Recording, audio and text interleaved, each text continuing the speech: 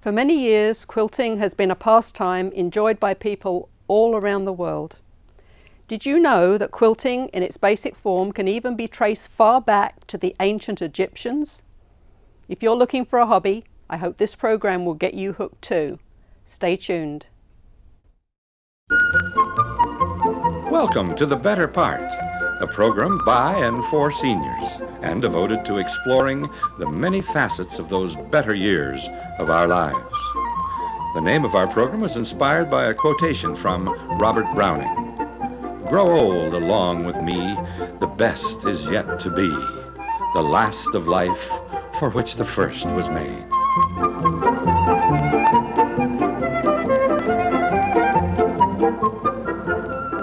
Now, sit back and enjoy a program made especially to provide seniors with useful information, plus some lighter moments to brighten your day.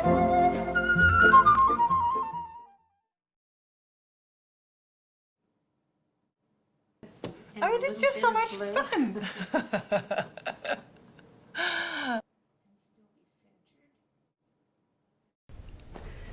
Quilts are not just to keep us warm or hang up on a wall.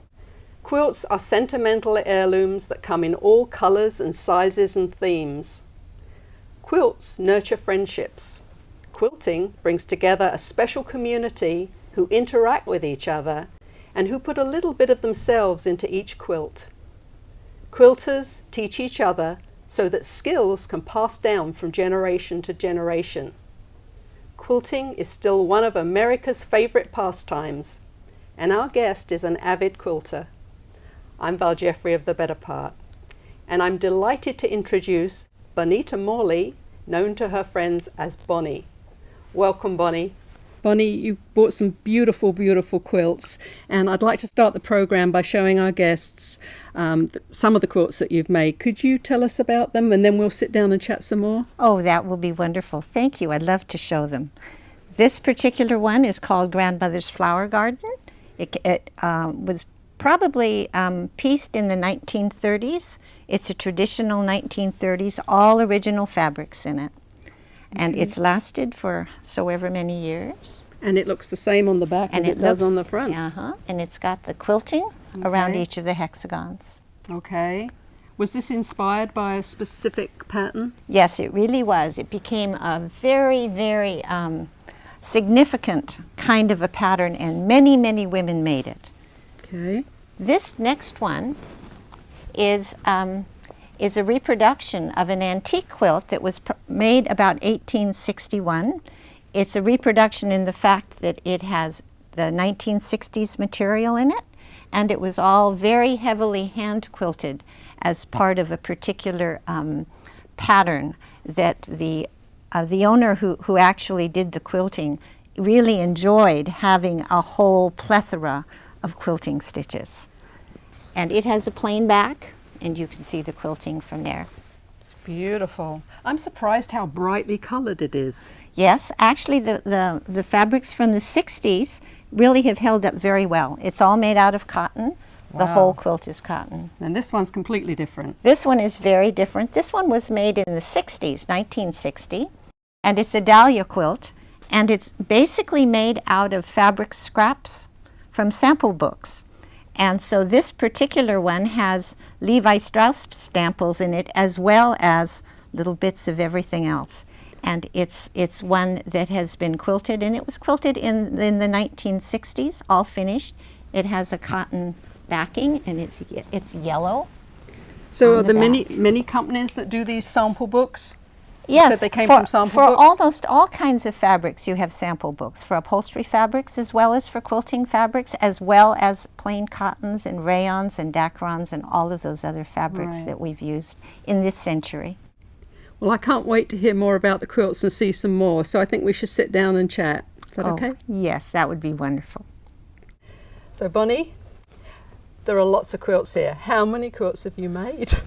Well, I think I counted just before I came, and it's 69. Do you have a favorite? Yes, I do have a favorite, and it's one that that is really special because of the size and the amount of quilting in it. And I fondly called it my brag quilt. So It's really a sunburst pattern, very bright, very small, but very intricately quilted.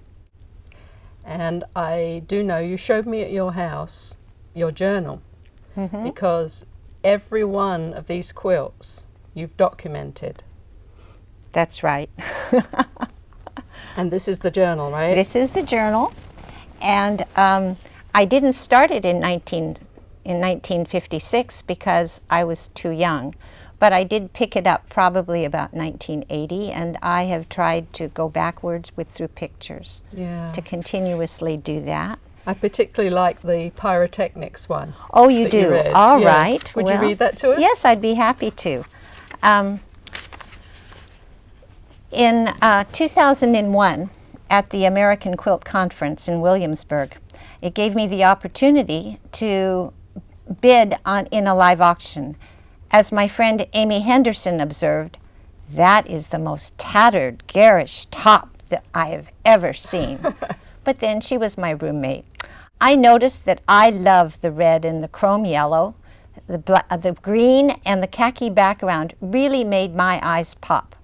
Obviously, I was enthralled with my $20 purchase and decided that I could hardly wait to get it home and have a chance to work on it. And that one was called Pyrotechnics, and it's actually the one that's over your left shoulder right now. I can't believe that they did these bright quilts in the past. I think of something more sedate when I think about a quilt. We do, because in the 20th century we really muted our sense of garish colors so that they didn't seem so bold. Well, until we hit the 50s and 60s. And as far as the pyrotechnic one, it was a very popular color range in the 1880s and the 1890s. And so it comes straight out from that period. And it's a quilt that I bought at auction, but I put together, and so I've really enjoyed it. So what do we need to make a quilt? Give me a shopping list. A shopping list. Oh, well, first of all, you have to have some material, and then you have to have some padding, and then you have to have a backing. But the most important thing is cutting up your scraps of people and of fabric so that you can put them together. Now, you go out and buy your fabrics now. You choose the fabrics. But in the past, they used to use bits and pieces of everything. What did they use? Well, they would use the ends of good shirts so that shirt tails, in other words, could be cut up. Anything that had been worn as clothing, the hems on particular kinds of garments when they were wearing long dresses, could be utilized and very often used as strips in quilting. And because of the actual arrangement of being able to make quilts, they would use whatever they could find to make a pleasing visual pattern for themselves, but also to share it among neighbors and between the community at large. So nowadays, though, you can just go out and buy your fabrics. So how do you choose which fabric you're going to put together? Very often it's your visual acuity, how you like to look at colors and how you like to make a pattern. So I would say that we purchase fabric specifically for maybe a complete project if we're doing it for a friend. Sometimes if we're doing it for ourselves, it really doesn't matter because we already have a huge stash of material. And I tend to I always pull all of my samples in that direction. So it's different for each person. And when did synthetics come on the scene, and do you use synthetics? Synthetics actually came quite early on, about 1925, I would say, when DuPont started manufacturing thread that had polyester in it, as well as materials that would then become for parachutes and all of that. And so they've been in the industry for a long time. But for us, it's the amount of polyester that is now in what we would consider to be 100% cotton spools, and it's now 50-50, and it's almost gone up down to 22 cotton and 75 or 77 poly. But that must help with the wear, though, mustn't it? The synthetics are introduced to help the fabric. They did that because they had more filament. and they could use it and and spread it much more quickly. However, in the old materials, the polyester can cut through the old cottons, and so we really? still try to only use cotton thread if we can find it for repairing old quilt tops from the 1800s. Right. So that's the fabric on the front and on the back. So in the middle, what do you put in the middle of a quilt? In the middle we have a batting, and in this particular case it's a polyester batting because it's lightweight. You have cotton that was all carded and made out of cotton seed, and flax, and you had all the weaving, so it was a big job to do this in the 1800s. But for the 1900s we've really had, sort of smooth sailing as soon as we got to the 20th century. I suppose, did they have insects as well in? Oh, I'm sure they did, and maybe a little weevil here and there, but then... Weevil in the weaving. So how do you come up with your designs? I mean, this is the Hawaiian one, this one at the back of us, isn't it? Yes. How did you come up with that? Actually, it was something that I found in a quilt shop that was much smaller. It only had the central medallion. And the nicest part about Hawaiian quilting is that you can just continue to quilt all of the lines, and they meander about a ½ an inch apart. And so you're not restricted to only doing something exactly the same. You can have great variety in being able to do Hawaiian quilting. It takes a long time, but it's fun. Well, I'm learning more and more from you, Bonnie. I tell you, I always thought that quilting was the actual fabric going to the fabric, but quilting is really the stitching on the quilt. It really is, and you have to go through all 3 layers, making your tiny stitches as closely as possible and enjoying the process. This quilt probably took me at least 2 years to quilt, but with a multitudinous amounts of friends, because they would help me with this one too. So quilts always look the same on the front and the back. Is the quilting always the same on the front and the back? You try to make it that way. You follow a particular design that you might be interested in, and then you duplicate that as closely as you can. Otherwise, you can just be very freewheeling about the whole thing and start like the Hawaiian quilt and just keep going until you're finished. Okay, so what kind of occasions do you make quilts for? Oh, they really are family occasions in terms of how we respond to our own family members. So for me, I started making a quilt first for myself, and then one for my brother, and then one for my mother, and then it just multiplied because children came along, and then grandchildren came along, and then aunts and uncles and brothers and cousins and all of that. So it's a family event that then moves out into the community. And the community becomes the people that you are in contact with, that you really enjoying being with, who can quilt together. I remember you told me a story about your husband Dave, that he was complaining to you that everyone else was getting a quilt and he wasn't. So tell our guests what you did. After 30 years of marriage, I realized that maybe he did deserve to have his own quiltie. And as it turned out, I was able to lug it around in a very large garbage can for probably 2 years, because he never knew I was doing this surreptitiously. And at a barbershop convention in Oxnard, way back 20 years ago, he decided that I decided that I would take this quilt, and our sons had encouraged me to please give this to him. So when I gave it to him at our dinner party, he stood up in this restaurant, and our sons made him read our wedding vows. Oh. So it's a 30-year anniversary quilt for David, and he has his own blankie now. So tell me about this quilt. Oh, this quilt is a double wedding ring quilt, and it's one that was made in the 1980s by a young woman who wanted to have something special for her wedding. And so Anne Sophie, your friend, and I collaborated on how we would put this together. And it was a wonderful time, because all the guests that were invited to the wedding had a chance to choose their own colors for this out of a huge stash of colors. but Pia was very, very specific about the color range that she liked. And so all the colors were done in greens and in blues with shots of yellow. And so that's how that one came to be. And then her mother, Aunt Sophie, was the one who did the actual quilting on it. And I think I have one, you know, that I seem to have my hand on right now. This is Pia's quilt. That's Pia's so quilt. Let's show them Pia's oh, quilt. Yes. And this is how we first met. It Because really I actually is. have one on here. Yes. What do you call it, the pieces that we put together? It's the pieces that we put together were the segments of the rings, and they're wedding rings. Okay. And each of these quarters create the whole. And inside each of these is an autographed center by whichever person had chosen to actually put the pieces together. Yeah. And so we have a Valerie, and we have a Gordon, my husband. That's right. And we even have a Bonnie, and we have a David. Good, excellent.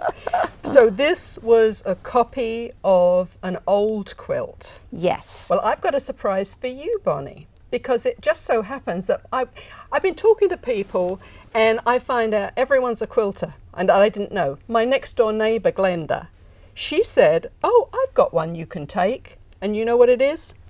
It's an original. This one here is this design made in the 1930s. It's her great-grandmother's quilt. And I said, it's such a coincidence. I've got to take it. I've got to take it.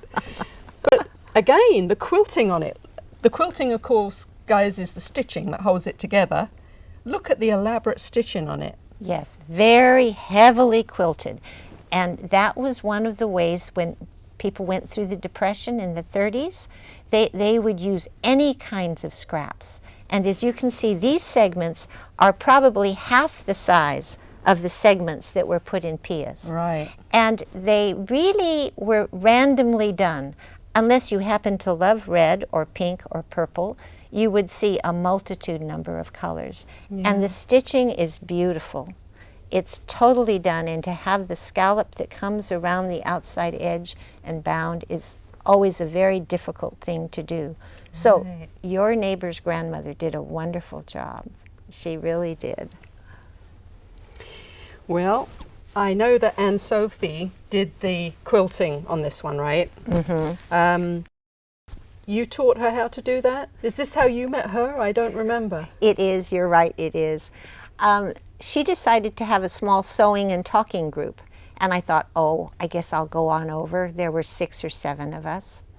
And that's how we really met. And before you knew it, she was quilting up a storm way past some of the things that I was doing. And so we've enjoyed the companionship of doing things together, but also solo. So it's wonderful to have had her as a friend and to be able to see this today. Well, I have got a little bit of footage of Anne Sophie and you working on this quilt. It must have been several years ago, tucked away in my archives, but I'll find it.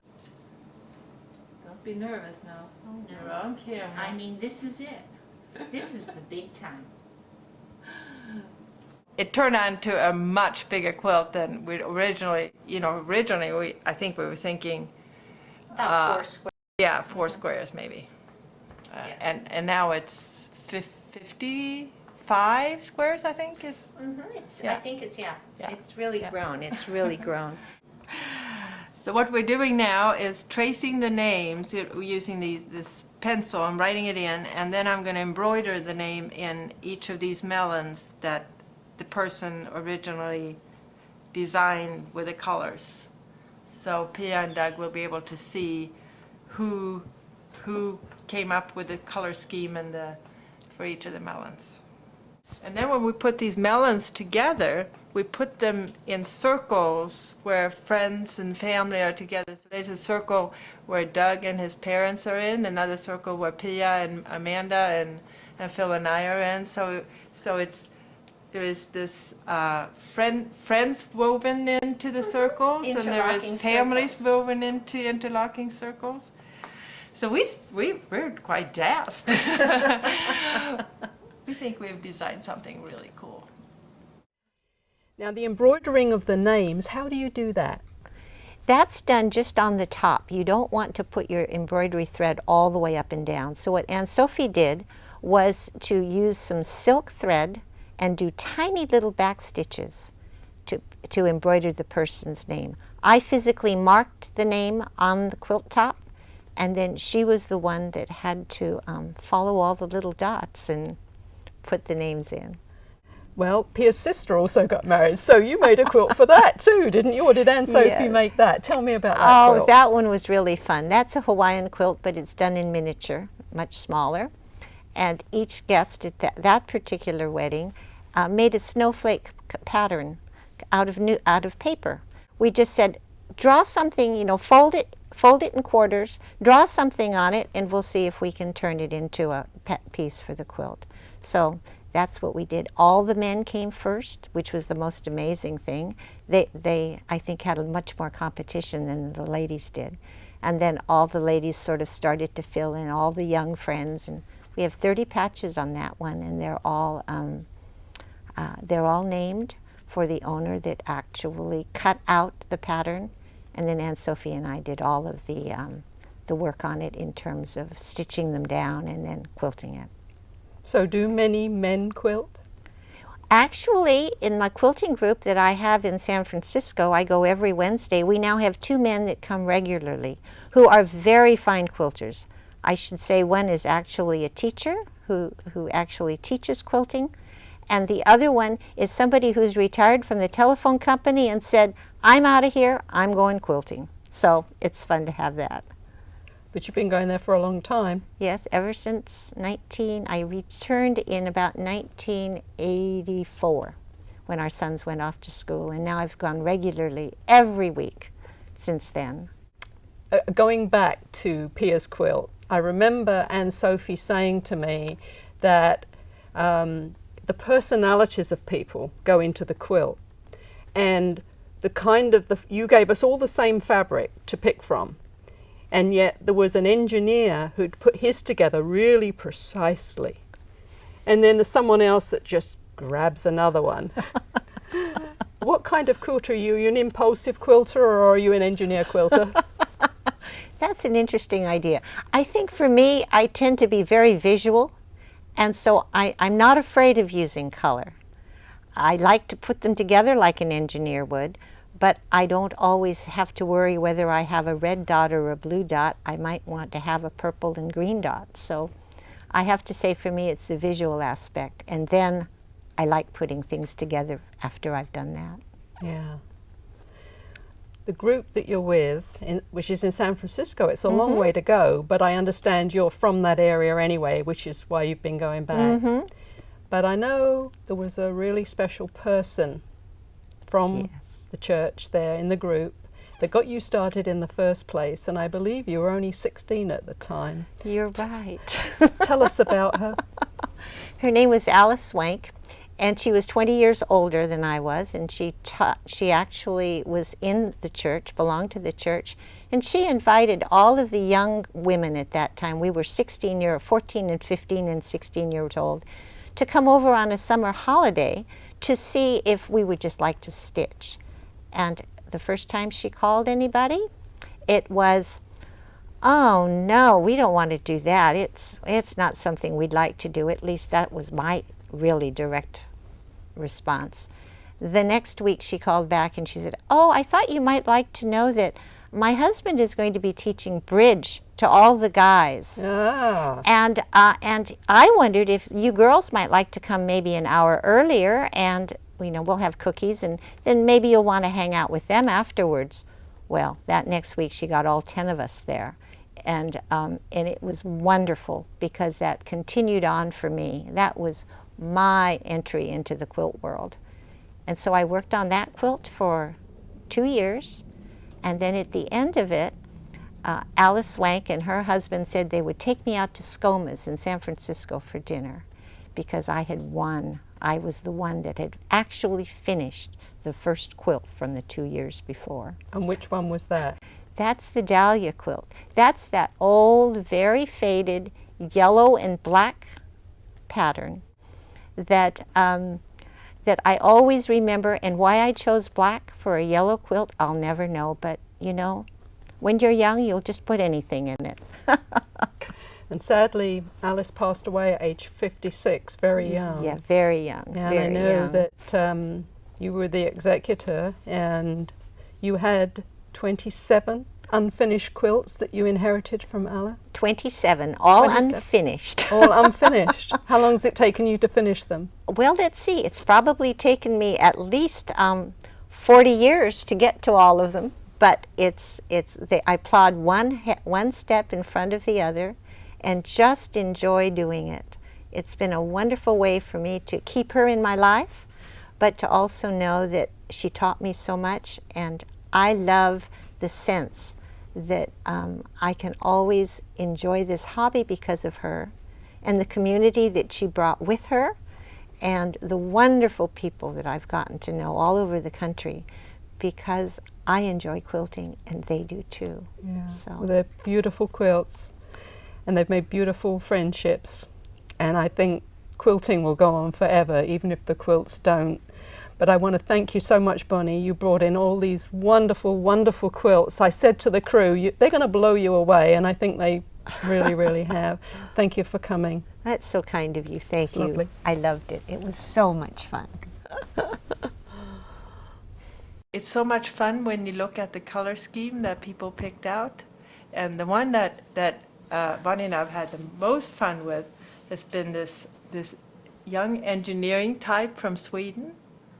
You see how all of these are, perfectly match, complementary, just like an engineer would do. Very orderly. Very orderly.